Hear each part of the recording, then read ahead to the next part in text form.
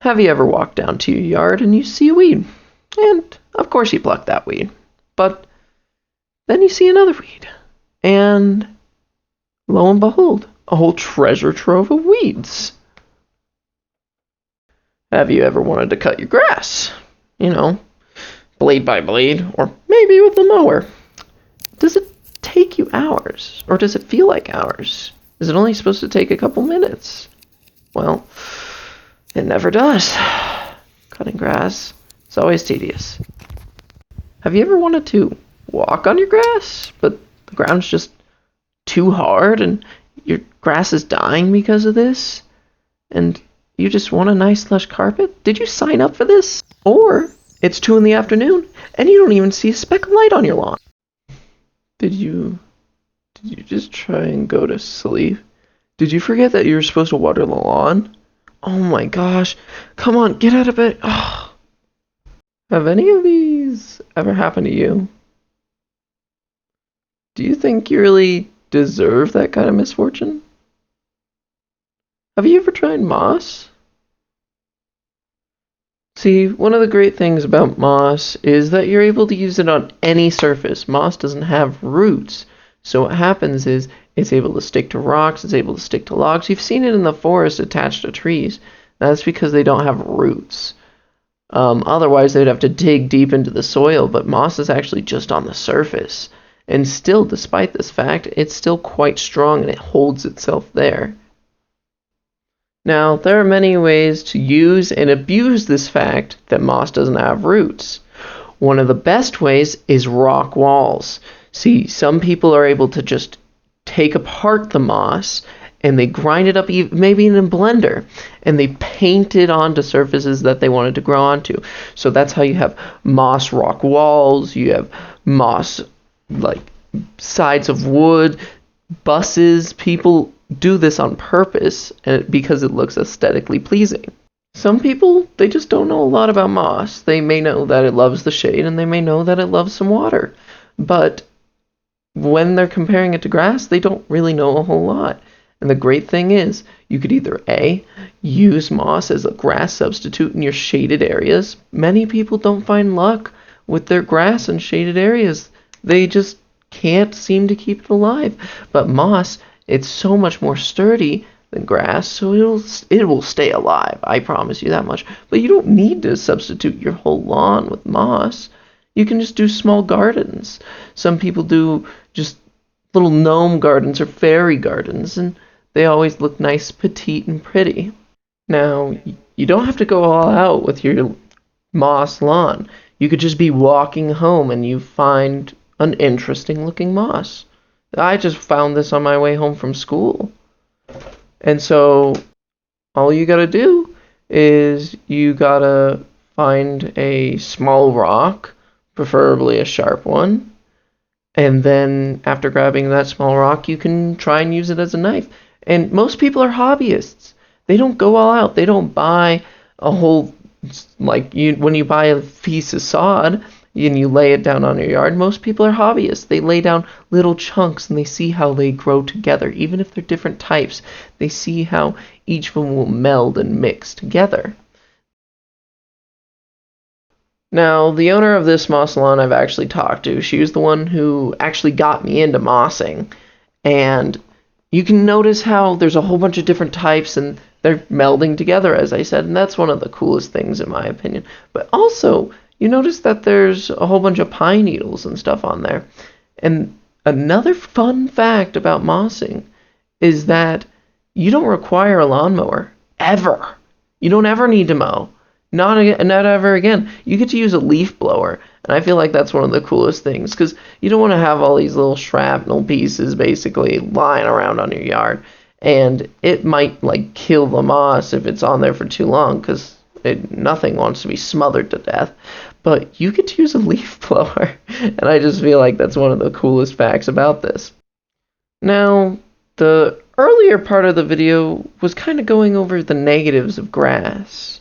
And why are these things negative? Well, I don't really want my grass to be in the shade because it dies, or I don't want to have to worry about my lawn dying because I forgot to water it one time. But Also, weeds are a big issue. And one of the great things about moss is moss loves acidic soil. So if you're treating your soil correctly, or you're just in an acidic environment, you have a way lesser chance of getting any kind of weed, especially out here in Montana. If you change your soil to be acidic, which is actually quite simple, you just use some sulfur. If you change your soil to be acidic, I almost guarantee that you won't have a single weed problem. Now, some people may be worried that they can't stand on their moss, or it's too weak, or it's too damp. That's not true. There's different varieties. Some are cut thin, like this one, where it's very thin and it's like a mesh carpet. But for sports, I would leave that to soccer fields, turf grass. Moss is a little bit weaker than grass because it doesn't have those thick roots, so I would keep sports off of your moss garden, and I would keep that more for recreational and eye candy purposes. One of the last few ways I'm going to go over for you to use moss is you can use it between the stepping stones or cobblestones in your walkway. And this walkway could be big stones that jump for far distances, or you can have small stones where it's just very intricate and laid out between each and every one. Now, I might use this very same idea in my backyard. See, I don't have to go out hunting for every piece of moss. I actually already have a little moss garden of my own, starting right here at home. Now, let's say you want to take it a step further. A further step than I will ever take, I promise you. And you can do topiaries with moss. This one is of a poodle, and oh my gosh, it is amazing. I could never do this, but it's possible and it's beautiful.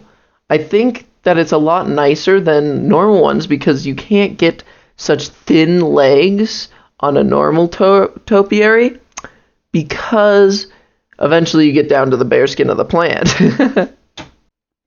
And for moss, you don't really have a center since it doesn't really have any roots or any stems or anything. So I'm pretty sure what happened is, in order to make this, is they actually just have something solid underneath that they painted this onto, like I mentioned earlier. Now, the very last thing I want to talk about before I actually get into how to own a moss garden or lawn is visitors. You're going to get visitors, whether that be weeds. You're going to get them, I promise you. But some of them will be fungi, and they look very cool. You don't have to deal with them. They're not a problem always. They look very cool and very pleasing. But the most important visitor, in my opinion, and the number one reason why I love moss, is if you live anywhere on the East Coast, lightning bugs or fireflies are a big thing. And the greatest part about them is they lay their eggs inside of moss. So that means not only will fireflies always be hanging out around your lawn, but on top of that, fireflies will lay their eggs in there, so you will constantly have a fresh supply of fireflies each and every year because you are a destination to them. You are like a hot springs or a vacation. You're a place to be. Now, the most informative video you will ever find online is How to Establish a Moss Garden by Alan Benner. This guy, he sells moss for a living. If you don't want to go out treasure hunting for all these little bits and pieces, you can actually order from him specific varieties, ones that are accustomed to the sun even, some that are poofy, like out 2 inches, 3 inches, just little balls of moss. There's almost 22,000 varieties of moss, and this guy, he grabs all the best ones and he tries to sell them. And so this video tells you exactly how to garden moss, what to do. See, the most important couple factors is moisture and acidity and shade. And so shade that's just location or variety. But moisture, on the other hand, he talks about using a chemical compound. It's basically the baby powder gel that they use for baby diapers. And this gel has the ability to just hold moisture. And because moss doesn't really have roots. It can't tap into the groundwater. So if you spread out this gel before planting your moss won't need to be constantly watered. It won't need to be watered day in, day out to make this luscious green. Instead, it is just a luscious green naturally for like a week after watering even. Anyways, I would check out this video if you want more information. He sums up everything very well, and he's the #1 source. Just this 10-minute video has taught me nearly everything I know. And here's his website. If you ever wanted to buy whatever kind of moss, sometimes you won't find what kind of moss you're looking for out in your backyard. This guy, he has every kind. And I swear to you, you will not be disappointed just from looking at the possibilities, what kinds of moss you could have. All right, so in the making of this project, there's 2 sources that stuck out to me, and these 2 sources are really where I learned what I know and where you should go if you want to learn more. And that's Go Green with Moss. The founder of this Facebook group is Mossing Annie. She's come out with a couple books and a lot of YouTube videos, and it's very informational. This is where I got most of my images, actually, especially like the one of the bus, the really cool bus. I stole that from this site, and I'm taking this moment to kind of credit them. But if you ever want to find out more, go here, ask questions, make posts, whatever you need to do. These people are here to help. It's a great community.